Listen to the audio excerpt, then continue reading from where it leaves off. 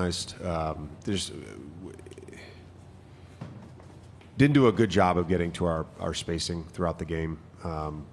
Finally got 3 people down the floor, corners filled.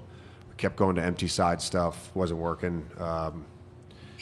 Just got spaced, and we got to our proper matchups and all that stuff. I mean, we created good offense at different points in the game when we did that. When we didn't get good offense. But I think overall, like again, Braun just kind of took over that game and felt like he was making a lot of plays with the ball and made some plays that don't show up on box score. Our guys' defense that last 5.5 minutes to hold them to 8 points. Our guys were just scrambling everywhere, and Braun was sort of at the head of that. Made a little adjustment in that timeout with Luka's coverage, just put him in a drop, and just a little curveball, and thought we did a good job with that. And then, we don't win the game if Braun doesn't take over, and we don't win the game if Doe doesn't make 3 massive plays. Again, another one that won't show up on a box score, but Luka drives against the switch. He sets the Gortat screen. Luka gets the layup. He finally gets an actual dunk on the tip dunk, and not just touching the rim while he puts the ball through. And then the back tap steal on Kyrie that led to a Rui basket. So I just thought, he led the charge down the stretch of just making winning basketball plays. JJ, how do you feel like Luka handled the emotions of tonight? I thought he handled it well. Not a great shooting night, but made a lot of plays and had some good defensive plays as well. I just thought, he clearly was worked up to start the game. That's to be expected. But I thought he settled in. But I think some of the stuff with our offensive shooting woes was due to some organization problems and some spacing problems, and that affected everybody, and that affected him as well. JJ, 2 for you to kind of piggyback on what you said about Dorian. Since you've gotten him, there has been kind of, I think, a through line in the overall team's ability, and when it comes to the little things. How does he set the tone for that stuff, and did you feel that kind of late on those plays you mentioned? And then I guess secondly, LeBron has been on this run now for a month plus, but defensively he's been one of your best players. How? Again, he defies what's normal. I would say with Doe, occasionally he needs some, what's the opposite of gentle? Harsh, some harsh needling, but he can take it, and then he's right back at it.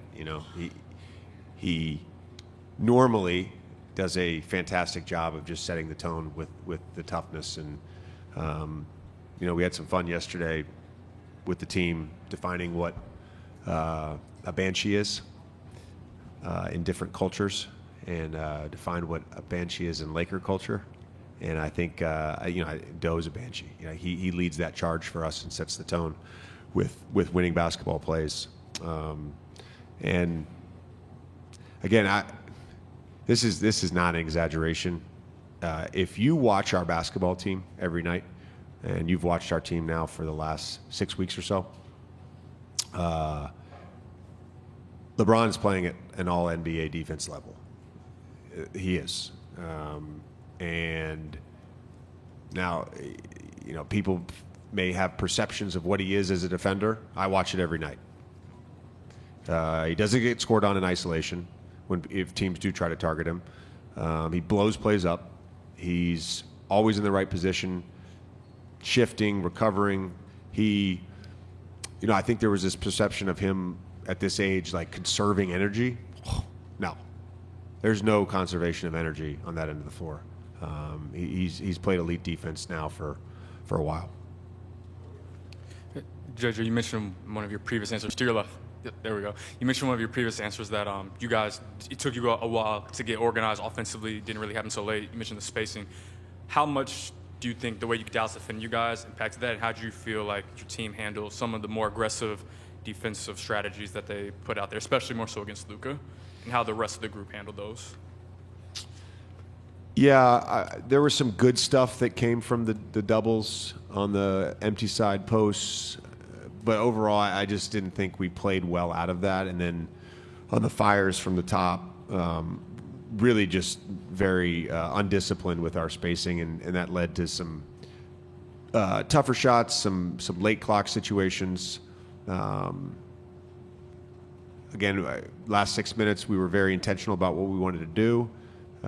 We had a good group in there to get spacing with 5 lasers out there. So I think somebody always just had to sacrifice and get to the dunker. But Rui got the layup with 1:05 to go, and Doe gets the tip in, and Braun gets the follow dunk as well. Like we did a good job of just being organized.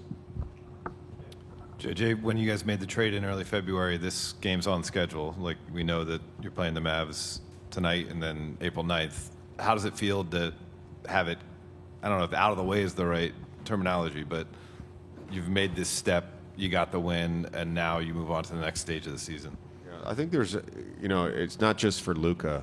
We talked about it before the game with the group. It's Max and it's AD, and we kind of just got to embrace it. It's just a little weird. It just naturally is. I've never in my life of playing basketball went to another team and then played them the first time and been like, oh, this is just another team. No, it isn't. It's healthy actually just to acknowledge it and embrace it, and then you play the game, and then you never have to do that again.